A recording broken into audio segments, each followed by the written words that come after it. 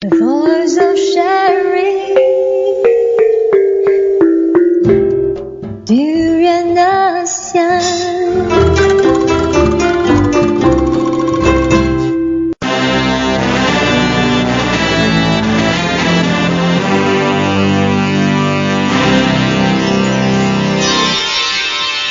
ASEAN Dailies.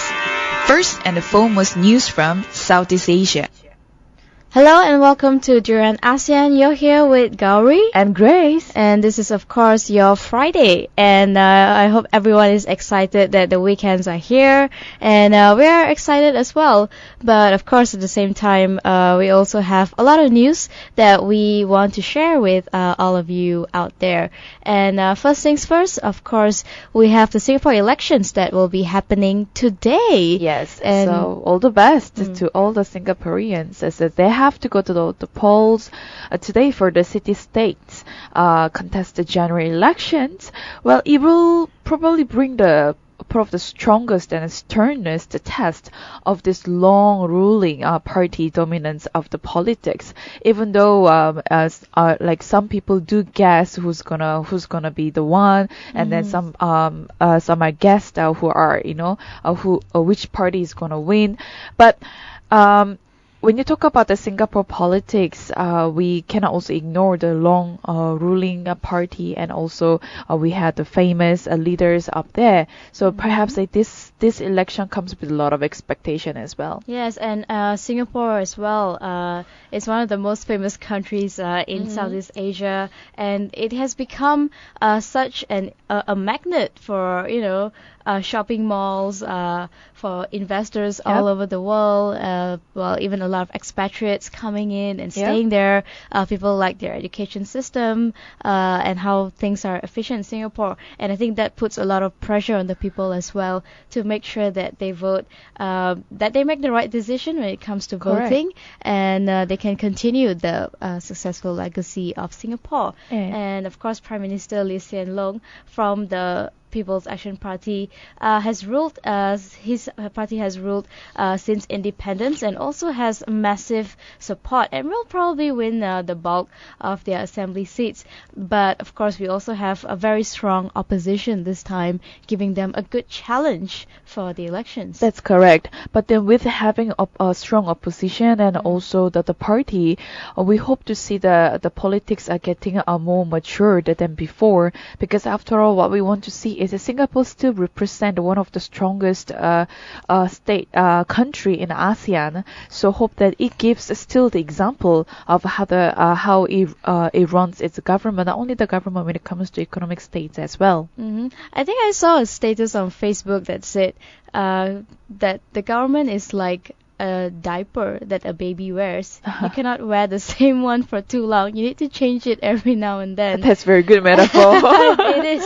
And well, whether you want to change it or not, I think ultimately it goes back to the people. But if you feel like it's about time that you need a change, you need something fresh, then by all means go for it, because it's your country and you have the right to decide. Yep. And moving on to Japan now, something tragic has happened. Well, hundreds of people have been trapped as floods sweep Japan, and I'm talking about at least 700 people who are awaiting rescue, and at least 12 people are missing on Thursday after the rains saw a river burst its banks and deluged the whole city north of Tokyo. Well, this is something that it's not too common in Japan. Japan is famously known for having a lot of frequent earthquakes, but then like you mentioned, almost 700 people were waiting for a rescue, and then 12 were missing. So if you see from the footages and then the television images, it's a small city of the 65,000, and then you also see a lot of desperate residents waving towels for their for their rescue, and then they're just standing on the balconies trying to summon help after all this flooding happened in the area. And there's been some military helicopters helping out with this, trying to pick up some stranded residents from top of the roof. And there was also one man who was actually holding on to a concrete post as the waters were just around him. And he was just hanging on there waiting for help. And there are at least another 690 people still awaiting rescue. And an anchorman for the public broadcaster has said, please continue to ask for help and don't give up. And another 12 people went missing after being swept away when the levee actually burst. And the reports said that we know that the damage is extensive and affected wide areas, according to an official who was interviewed by the news agency. And they also have at least 100,000 people who have been ordered to leave their homes after a huge swell of the northeast Japan was battered by torrential rains. And it seems that the Japan Meteorological Agency has issued some special warnings urging people to be careful, that there could be some mudslides and flooding, with at least 20,000 people there told to seek shelter. But I guess the warning did not really come that early, and which is why Joso, the city, has been hit by the flood so badly. Well, this is something very rare that happens in Japan. Perhaps the people not used to have this kind of natural disaster, or the things that just happen out of sudden. Of course, they are very well prepared when it comes to earthquakes. That's right. But then, of course, our Prime Minister Shinzo Abe, he did prepare immediately and also reacted immediately after this happened. So the government is on a high alert, and also they have vowed to put the highest priority to save these people. Right. Let's move on to what's happening in Malaysia now that we're done with our breaking news from Japan. It seems Malaysia and Cambodia will sign a memorandum of understanding when it comes to cooperation of green technology. I think this is definitely a step forward, because it's always difficult to find a balance between development and building infrastructure, and at the same time making sure that the environment is not harmed all that much. And they have signed an agreement to establish an entire framework to see how they can work together in the field of green technology. And some of the things that they'll be looking at is to enhance opportunities for economic and social developments, as well as technologies, products, services, and trade and market. Well, when it comes to green technology, of course, there should be understanding between two countries, and of course, with having mutual cooperation for the advancement of the green technology. But then, the technology itself, it costs a lot of money, especially green technology, and also not to harm the environment around it. And the Energy, Green Technology, and the Water Minister Datuk Seri Maximus Jonity on Lee said the MOU also contains provisions to develop the capacity building, fostering business relations, exchanging of information, sharing the institutional policy, regulatory framework, financial mechanism, and facilitation in green technology. So there are a lot of elements that needs to be discussed. And then we are talking about the relation between Malaysia and Cambodia. And in Cambodia, when you talk about the economic growth, or it's not so strong on its own. So it is good to have with Malaysia in its picture to be able to collaborate it to go forward towards to achieve the green technology here. And yes, I think also within 3 years of the inception, they are also looking to achieve some of the following in areas of renewable energy efficiency, electric mobility, integrated waste management, as well as the promotion of green buildings. And I think when it comes to Southeast Asia, we are a bit behind when it comes to energy efficiency and also electric mobility. Even when it comes to waste management, I think we are still not all that clear about separating our waste. I mean, in Malaysia, we just made it compulsory, and that even that also in KL and some other major cities, that it's compulsory to separate your waste, so it becomes more efficient that way. But when it comes to energy saving, I think we are still not quite there yet. A lot of people still prefer driving their cars, and they don't even mind being stuck in traffic jams, and the fact that it emanates a lot of Carbon. carbon monoxide and all to the environment. And we don't have that let's carpool or let's take public transportation mindset over here. And of course, partly the government is to blame as well because it's not that efficient either. But Because then there's when it comes to the government side, they really need to focus on infrastructure. Right. Because of the poor infrastructure around the Southeast Asia, people tend to use more cars, private cars, for convenience.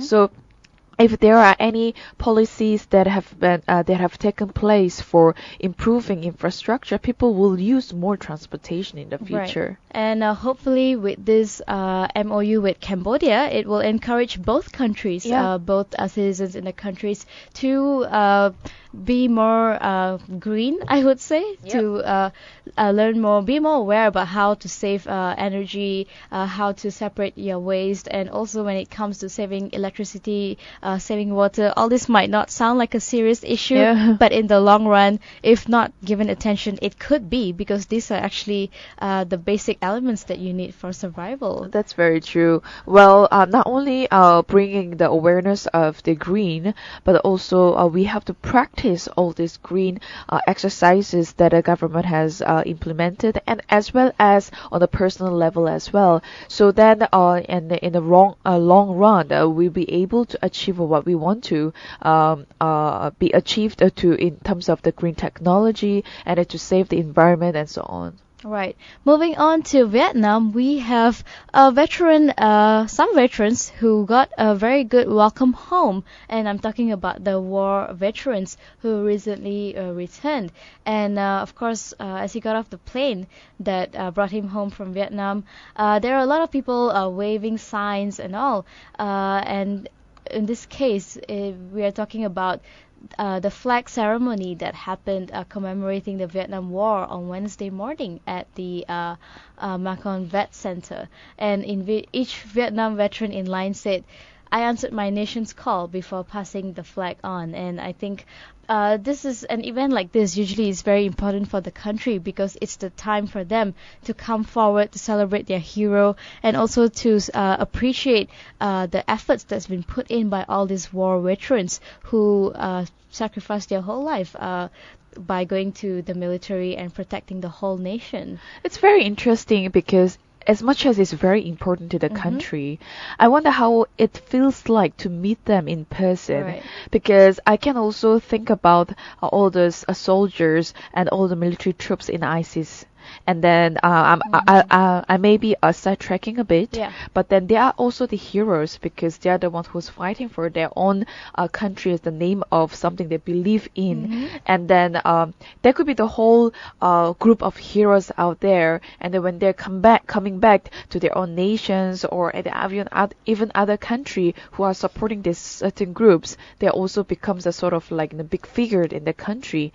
But then back to this one, Vietnam, of course. There are a few war heroes out there and who has come back to nation, and then this could be the one of the big celebration. But we need to remember what kind of a commitment they have made before, and then contribute to a whole nation. Right, and well, according to Deborah Rose, who is a team leader at the Vet Center, she explained why the center held the ceremony, and she said, "These are veterans who survived the war. They survived a culture that tried to shame and blame them when they came home. And truthfully, they survived a healthcare system that 40 years ago didn't even know what was going on with them and didn't even know how to take care of them. And these Vietnam veterans also sort of helped to come up with a lot of new ways in terms of understanding and dealing with post-traumatic disorder." And well, they also played some songs in each branch of the military as well as the Star-Spangled Banner. And for them, I think for these people who come back from the war zone, the battlefield, they always deal with this thing called the post-traumatic stress disorder, where they could just wake up in the middle of the night and get into that mode. That's very true. That the enemy is attacking them, and it takes a very long time for them to recover from that and to get back to the sleeping pattern. So I think it's great that they are actually doing something for all these veterans who are going home. and sure. to help them to resume their lives as normal. Mm-hmm. And let's take one short break, and when we come back, we will talk a bit about economy and business side.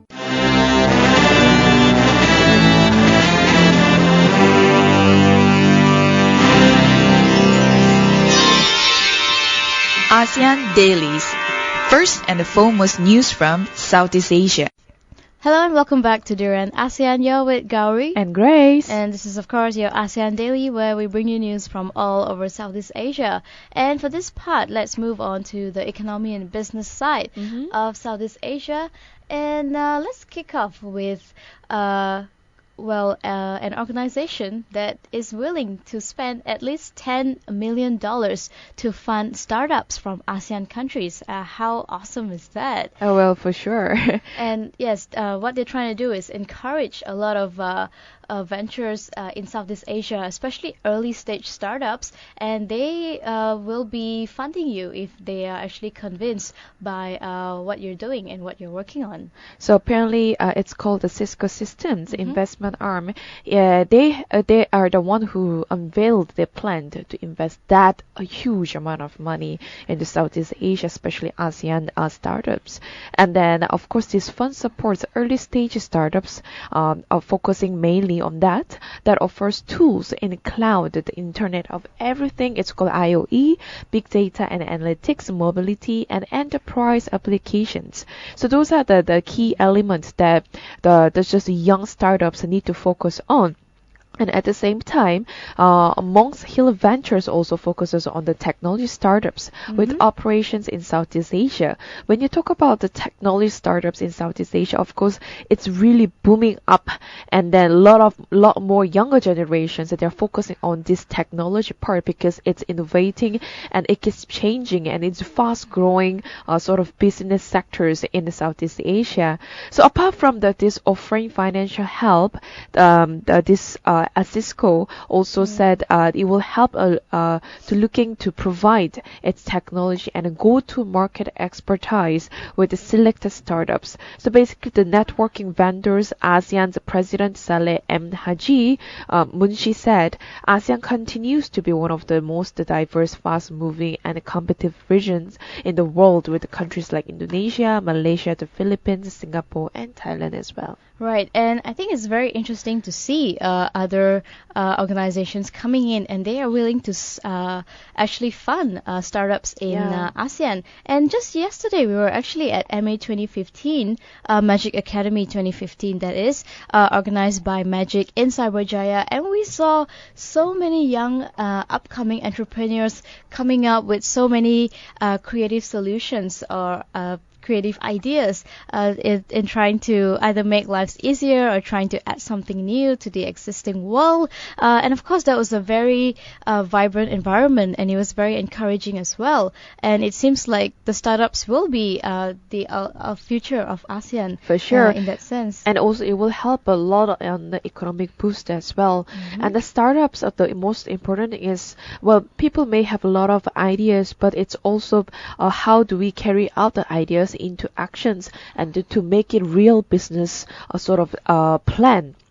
After that, so all this Magic organization and also the funds they are putting into Southeast Asia hope that this will build a really good platform for especially younger generations to become their own entrepreneurs and the businessmen. Yes, that goes back to a lot of young people these days also moving away from that 9-to-5 job mentality, and they would rather be their own boss and have that flexibility of whether it's working from home and not having to wear according to the dress code. Correct. And they prefer their own way of expressing themselves in that way. And I think, like you said, this will be good for the economy of Southeast Asia, and at the same time it will attract more investors to come in because they see a lot of young people actually getting into this field. For sure. And apart from that, let's move on to what's happening in Philippines for a bit, where their outgoing president, not yet, but he will be outgoing pretty soon. Yeah. And he assures infrastructure spending for tourism sites until the end of 2016 while he's still in the office. And it's interesting to see him actually coming out within the last few months, making lots of new promises towards the end of his term. And he's also saying that he will allocate at least 1.025 billion pesos for a road and on the island resort of the Davao Gulf, and also assured the residents that the entire nation would commit to funding all the tourism-linked road projects next year. Wow, to be honest, it sounds very ambitious. It sounds a bit desperate, actually, that, hey, look, I'm doing some work for you guys. Well, which is good, because if this plan carries out really well, and the infrastructure really does improve after all, it's good for the Philippines, isn't it? But apparently about 75 million pesos, 875 million pesos was already spent on the road project, and also with 81.67% of the 31 kilometers of paved road, estimated about 26 kilometers, they were already finished. But when you visit Manila, especially the capital, the infrastructure is still a bit below the standard and expectation. So there are still a lot of rooms to improve.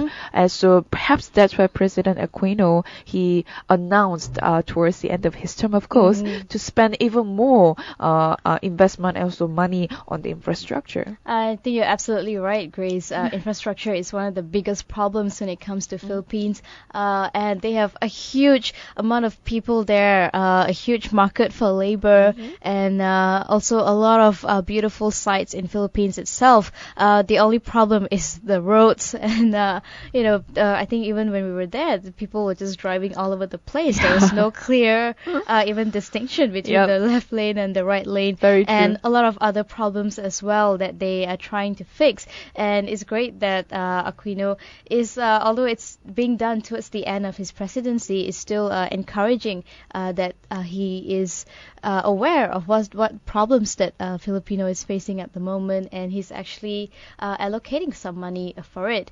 And guess which president is not increasing any money for the country? And it could be for a good reason, and I'm talking about President Jokowi, of course, where Indonesia is set to cut down on its military budget for 2016.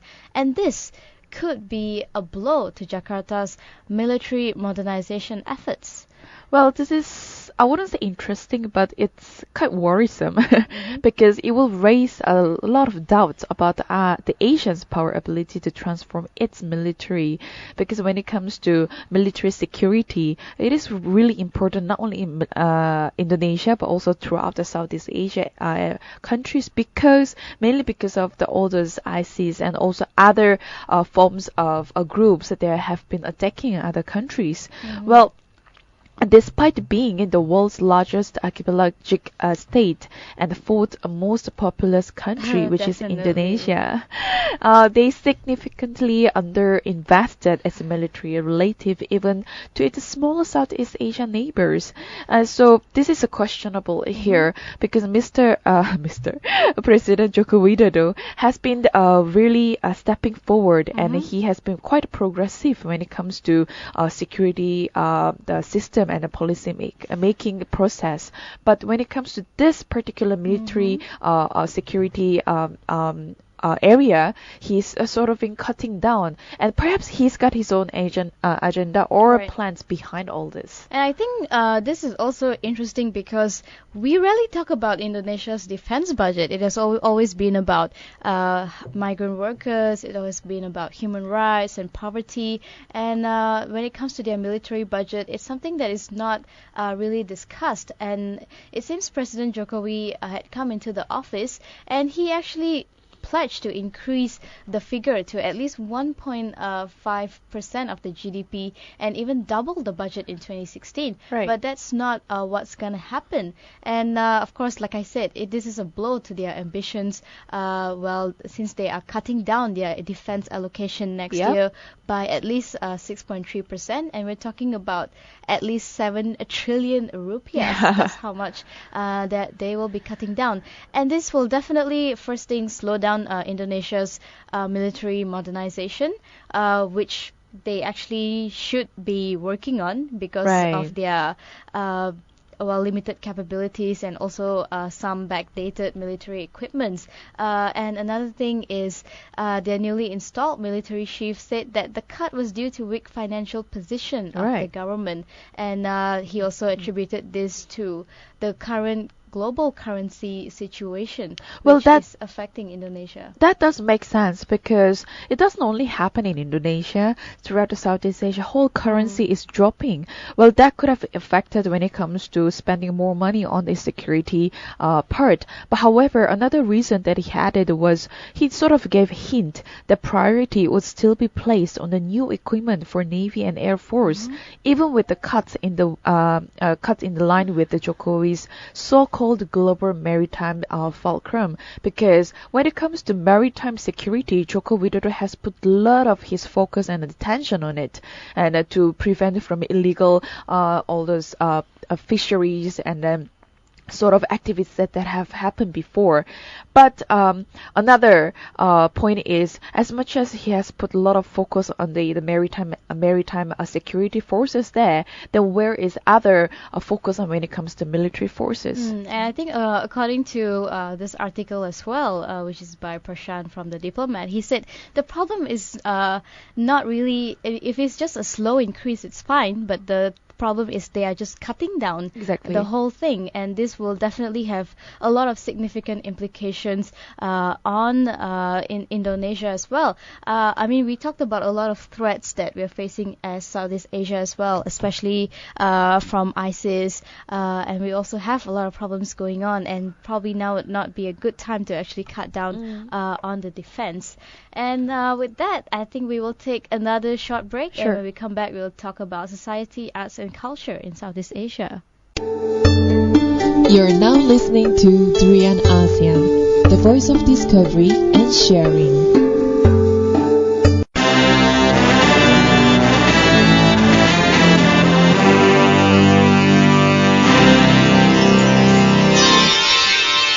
ASEAN Dailies. First and the foremost news from Southeast Asia.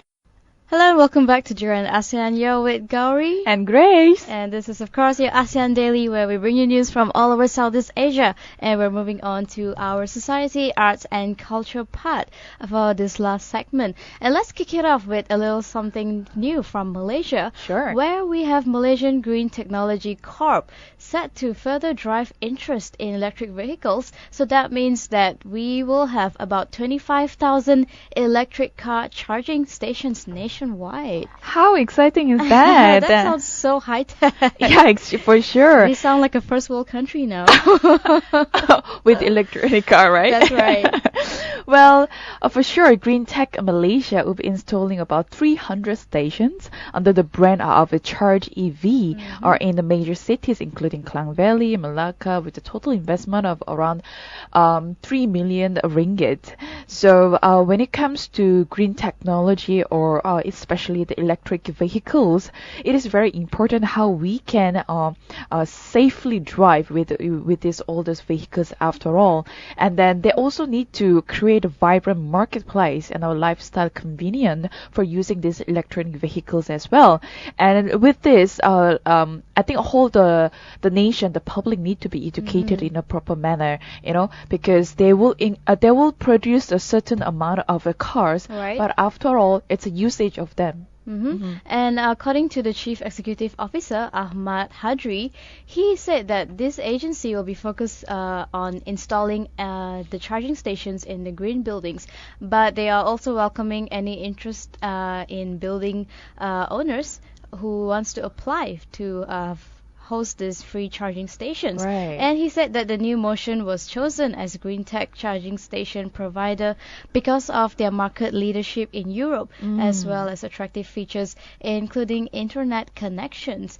And he's very Awesome. confident that the price of EVs would come down if there's more demand for the cost of importing the vehicle, and also of course building related infrastructure. And currently there are about 100 EVs in Malaysia, and so far it has over 18,000 charging stations across Europe.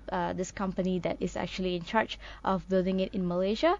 Then they have done it in Netherlands, Belgium, Germany, France, UK, and Norway.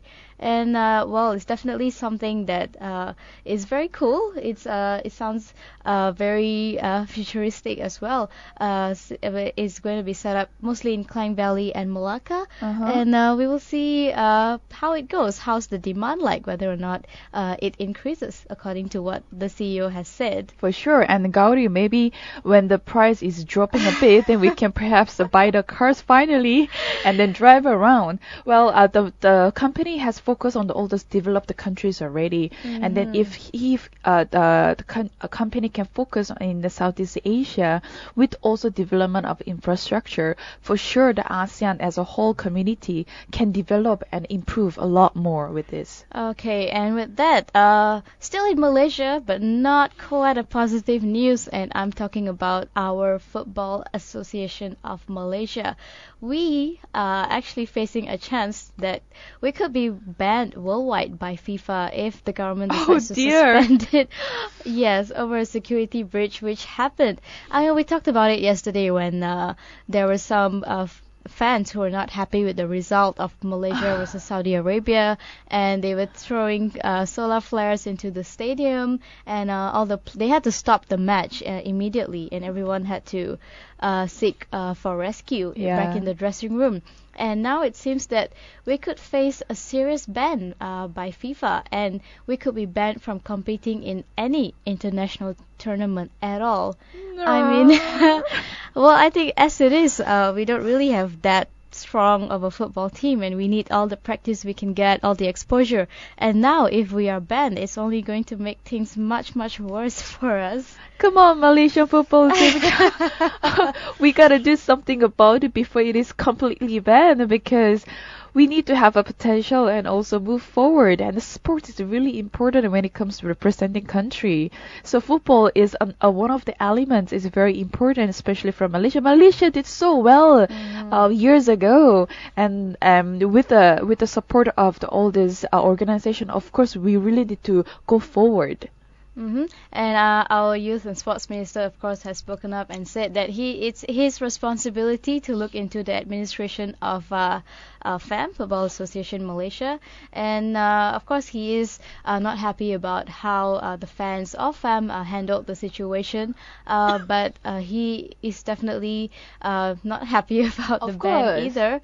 But you know, it's very difficult when you endanger people's safety at a stadium like that, especially when we're supposed to be hosting these visitors right here at home. So we'll have to see whether or not FIFA goes through with the ban, and how will that affect our Malaysian football. Sure. And I think that wraps up our ASEAN Daily for this morning. And of course, you're welcome to leave us any feedback at all on our Facebook page, our Twitter page. You can also follow us on Instagram, as well as subscribe to our YouTube channel for all the daily podcasts. At the same time, do download our app, Durian ASEAN, and listen to all our podcasts as well. Thank you.